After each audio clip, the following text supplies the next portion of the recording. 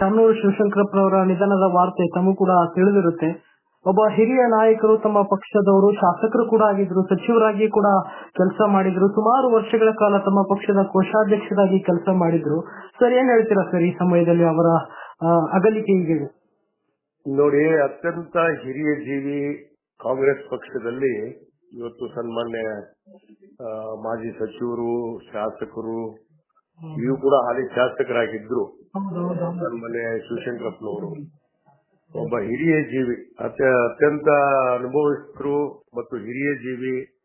ಈ ಕಾಂಗ್ರೆಸ್ ಪಕ್ಷಕ್ಕೆ ಅವರ ಮನೆತನದ ಕೊಡುಗೆ ಬಹಳಷ್ಟಿದೆ ಕರ್ನಾಟಕ ರಾಜ್ಯದಲ್ಲಿ.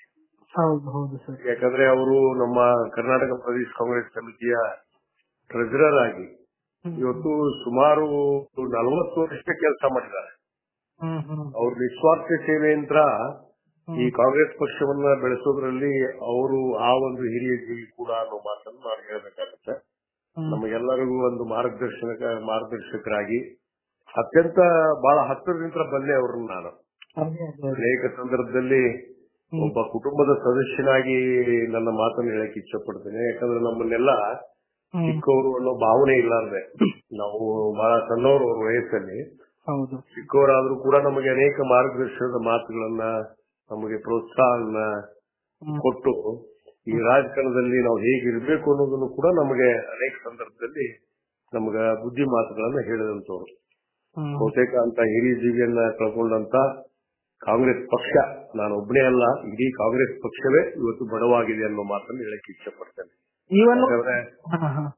ಯಾಕಂದ್ರೆ ಅಂತ ಒಬ್ಬ ಹಿರಿಯ ಜೀವಿ ಸುಮಾರು 40 ವರ್ಷಗಳ 94 ವರ್ಷಗಳ ಕಾಲದಲ್ಲಿ ಅರ್ಧ ಜೀವನ, ಬಹುತೇಕ ಪೂರ್ಣ ಜೀವ ಅಂದ್ರೂ ಕೂಡ ತಪ್ಪಾಗಕ್ಕಿಲ್ಲ, ಅವರ ಆಯುಷ್ಯನ ಪೂರ ಕಾಂಗ್ರೆಸ್ ಪಕ್ಷಕ್ಕೆ ಇವತ್ತು ಮೀಸಲಾಗಿಟ್ಟಿದ್ರು ಅನ್ನೋದ್ರ ಬಗ್ಗೆ ಎರಡನೇ ಮಾತಿಲ್ಲ. ಯಾಕಂದ್ರೆ ಅವರು ಸರ್ವ ಕುಟುಂಬ ಕೂಡ ಈ ಕಾಂಗ್ರೆಸ್ ಪಕ್ಷಕ್ಕೆ ಒಂದು ಬೆನ್ನೆಲುಬಾಗಿ ನಿಂತು ಇವತ್ತು ಅನೇಕ ಹಂತದಲ್ಲಿ ಇವತ್ತು ಈ ಕಾಂಗ್ರೆಸ್ ಪಕ್ಷವನ್ನು ಬೆಳೆಸೋದ್ರಲ್ಲಿ ಪ್ರಮುಖ ಪಾತ್ರ ವಹಿಸಿದವರು.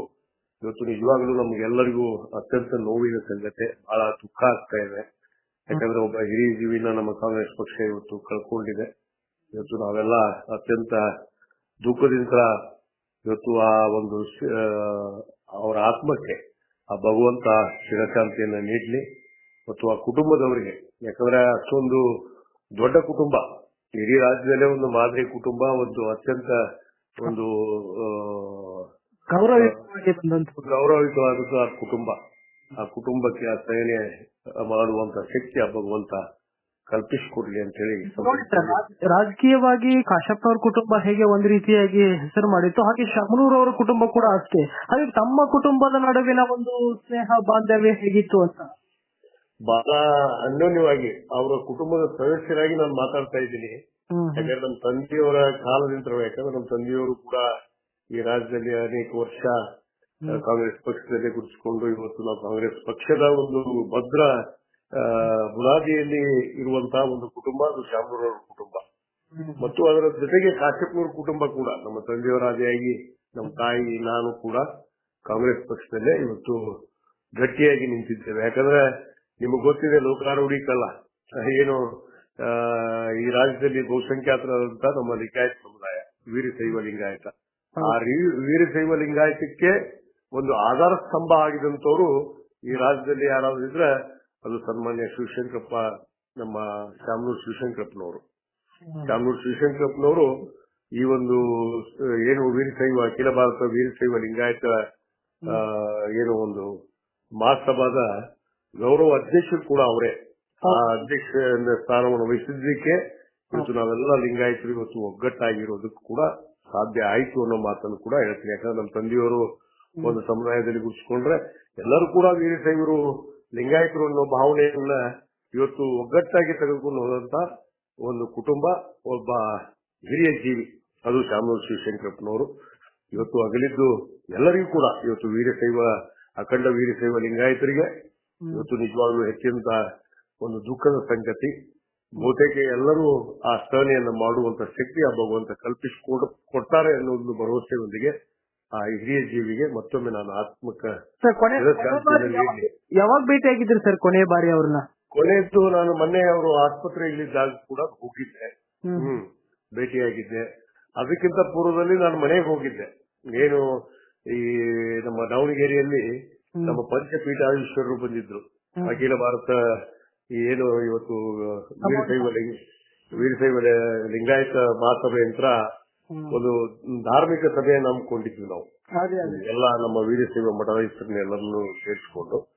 ಆ ಒಂದು ಸಂದರ್ಭದಲ್ಲಿ ಕೂಡ ಆ ಕಾರ್ಯಕ್ರಮದಲ್ಲಿ ನಾನು ಭಾಗವಹಿಸಿ ಅವ್ರ ಆಶೀರ್ವಾದವನ್ನು ಕೂಡ ತೆಗೆದುಕೊಂಡಿದ್ದೆ. ಬಹುತೇಕ ಅವತ್ತು ಬಹಳ ಹುಷಾರಾಗಿದ್ರು.